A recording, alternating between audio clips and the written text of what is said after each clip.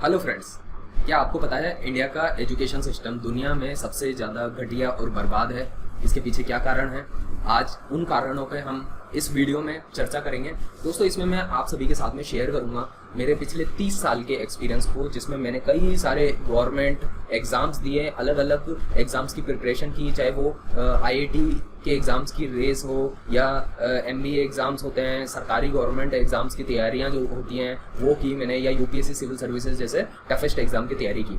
तो दोस्तों, अल्टीमेटली मैंने 30 साल का मेरा जो एक्सपीरियंस है उससे क्या जाना कि इंडिया में एक्चुअली एजुकेशन सिस्टम में क्या प्रॉब्लम्स हैं और यहाँ का एजुकेशन सिस्टम बहुत वर्स्ट काइंड ऑफ सिस्टम क्यों है, उसको मैं आज की वीडियो में कवर करने की कोशिश करूँगा। वीडियो को दोस्तों आखिर तक देखें और यहाँ पे जो लर्निंग्स होंगी आपको पता चलेगा कि किस तरीके की गलतियाँ हैं जो आपने भी की होंगी और आप आने वाली जनरेशन के साथ भी कर रहे होंगे। तो आने वाली जनरेशन के साथ कुछ गलत ना हो, उनके निर्णय उनके खुद के हों, उस दिशा में हम जाए, इस वीडियो में इस बात पर चर्चा होगी। तो चलिए दोस्तों, वीडियो शुरू करते हैं। वीडियो में दोस्तों आगे बढ़े उससे पहले मैं बताना चाहता हूँ कि आप मेरे इस चैनल चेतन खंडेलवाल के अलावा आप मेरे अदर चैनल्स हैं स्टॉक मार्केट के ऊपर, ट्रेड लर्नर्स, और दोस्तों अगर आप एजुकेशन फील्ड से डील करते हैं और स्पेशली मैं गवर्नमेंट एग्ज़ाम प्रिपरेशन और डिफरेंट वेरियस एग्ज़ाम की प्रिपरेशंस को लेकर के जो है वीडियो बनाता हूँ, तो आप मेरे कॉम्पिटिटर्स अकेडमी चैनल को भी जाकर के सब्सक्राइब कर सकते हैं। चलिए दोस्तों, वीडियो शुरू करते हैं।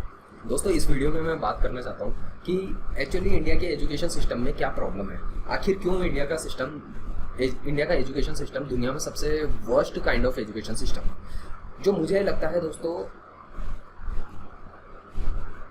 पिछले 30 साल से मैंने अपनी लाइफ के ज़िंदगी के 30 साल दे दिए सिर्फ पढ़ाई करने में। और ये पढ़ाई का जो सिस्टम है ना, वो एक रोट लर्निंग पे बेस्ड सिस्टम है। हम रट के पढ़ते हैं, रट के बस हमको कैसे भी करके टॉपर बनना है, रट के हमको कैसे भी जो है अव्वल मार्क्स लाने हैं, रट के हमको कुछ भी करके एग्जाम पास कर लेना है, डिग्रियां हासिल कर लेनी है, लेकिन समझना कुछ भी नहीं है। क्या समझना हमको कुछ भी नहीं है। तो हमारी जो सबसे मूल प्रॉब्लम है, जो सबसे मेन प्रॉब्लम ये, हम किसी भी चीज़ को समझ के नहीं पढ़ते, हम सिर्फ रट लेते हैं और आगे बढ़ जाते हैं। ये सबसे बड़ी प्रॉब्लम है। मुझे मालूम है दोस्तों, जब मैं 6th 7th 8th 9th 10th class में था तो मेरा जो मैच्योरिटी लेवल था वो बहुत कम था। मुझे कुछ भी खास समझ नहीं आता था, लेकिन मैं रटा के पढ़ लिया कर लेता था चीज़ों को। और ऐसा आमतौर पे मेरे साथ में कई सारे स्टूडेंट हैं, मैंने उनको देखा है, वो भी यही करते हैं और कैसे भी करके जो है अव्वल मार्क्स ले आते हैं। चलो अव्वल मार्क्स आ गए, जिसके मान लो लेट सपोज 100 मार्क्स का पेपर था, 100 मार्क्स आ भी गए। लेकिन दोस्तों वही चीज़ें फिर 1-2 साल बीते और बच्चा भूल जाता है, फिर उसको कुछ याद नहीं रहता है। तो ऐसा क्यों होता है? ऐसा इसलिए होता है क्योंकि वो किसी भी चीज़ को समझ के नहीं पढ़ रहा है, वो सिर्फ रट रहा है। उसको वो टीचर का भी फोकस ये होता है कि ये कैसे भी करके एग्जाम पास कर ले। तो वो एग्जाम में क्वेश्चन भी वही पूछते हैं जो क्वेश्चन वो किताब में पीछे 5-6 क्वेश्चन लिखे होते हैं, उन्हीं में से उठा के पूछ लेंगे, या उस चीज़ की गहरी समझ नहीं डेवलप कर पाते टीचर्स। जो टीचर्स हैं वो खुद ही इतने सक्षम नहीं है, वो खुद ही एजुकेशन को खुद में समझते नहीं है कि एजुकेशन कितना डीप क्षेत्र है और उसका इम्पैक्ट जो है फ्यूचर में जाके कितना ज़्यादा हाई इफेक्ट पड़ने वाला है बच्चे के ऊपर।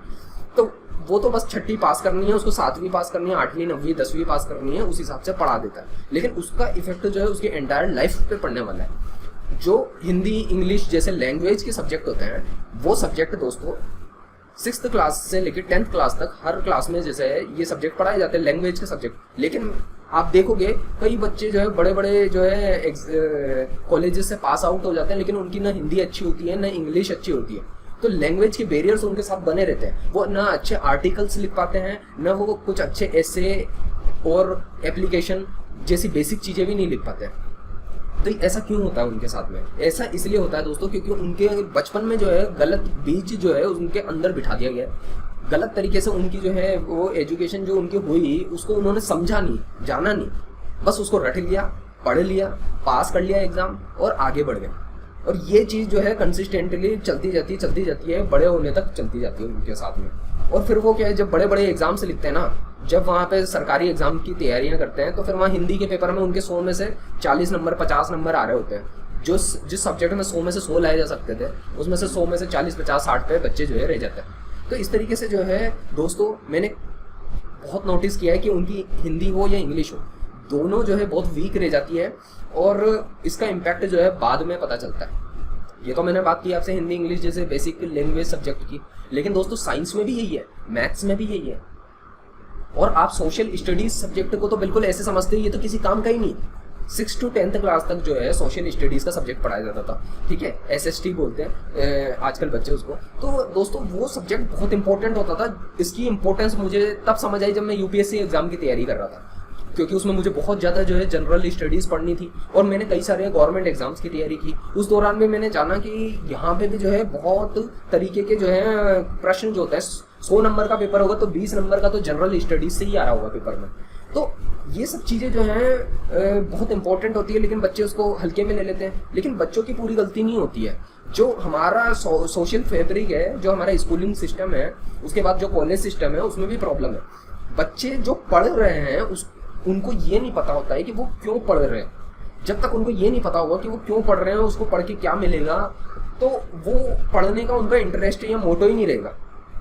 तो गलत जो है बीज आपकी लाइफ में अंदर बिठा दिए जाते हैं और उसका इम्पैक्ट जो है लॉन्ग टर्म चलता है। फिर बाद में रिग्रेट होता है कि यार ये लाइफ में ना कमियां रहेगी, इंग्लिश वीक रहेगी यार मेरी, हिंदी वीक रहेगी मेरी, इस वजह से एग्जाम क्रैक नहीं हो पा रहा। फिर जो है वही बच्चा जो है जब एग्जामिनेशन की प्रिपरेशन करेगा, गवर्नमेंट एग्जाम्स की प्रिपरेशन या फिर किसी भी अच्छे लेवल के जो एग्जाम्स होते हैं जहाँ पे हो सकता है कि एप्टीट्यूड पूछा जाए, तो दोस्तों रीजनिंग एप्टीट्यूड जैसे सब्जेक्ट्स भी पूछे जाते हैं, तो उस टाइम पे उसको बड़ा चैलेंजेस का सामना करना पड़ेगा, उसको बहुत प्रॉब्लम आएगी। तो कुछ बेसिक चीज़ें हैं दोस्तों, वो ये समझना ज़रूरी है हमारे एजुकेशन सिस्टम में कि हम जो है हर्ड मेंटेलिटी में नहीं चलना। हमको किसी ने कह दिया उस अकॉर्डिंग हम बहुत चलते हैं।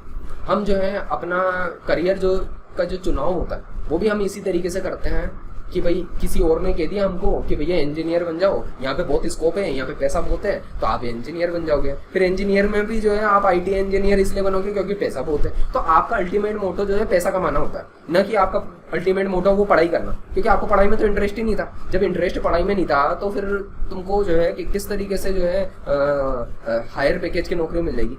देखो अच्छी पढ़ाई करोगे ना तो पैकेज भी अच्छा ऑटोमेटिकली मिल जाएगा। लेकिन क्या है कि पढ़ाई सिर्फ इसलिए कर रहे हो कि बस नंबर आ जाए और नंबर पा करके आप कैसे भी करके नौकरियों में पहुंच जाओ और पैसा आ जाए। हो सकता है आप ऐसा कर भी लो, पैसा आ भी जाए, लेकिन खुशी नहीं मिलेगी, ये बात ध्यान रखना। जॉब सेटिस्फेक्शन जो चीज़ होती है ना वो आपको मिलेगी नहीं, ये बिल्कुल फैक्ट बात है। आपको बहुत प्रॉब्लम आएगी अगर आप जो है सिर्फ रोड लर्निंग करके एग्जाम क्रैक करके पहुंच तो गए जहाँ पे आपको पहुंचना था, कोई सरकारी नौकरी में पहुंचेगा, कोई प्राइवेट नौकरी में पहुंचेगा, बट दोस्तों जो समझ के चलेगा हर चीज को, समझ के पढ़ेगा हर चीज को, भले धीरे धीरे पढ़ेगा, हो सकता है वो रट करके पूरे 100 में से 100 नंबर नहीं ला पाए, 100 में से 80 आ गए, लेकिन वो जो 80 आए ना वो उसको 80 की वैल्यू भी पता होगी कि भाई उसको पता होगा कि मेरे को हर चीज समझ में आती है। ऐसे नहीं है कि किसी ने कुछ कह दिया है इस वजह से जो है आप उस चीज को मान लो।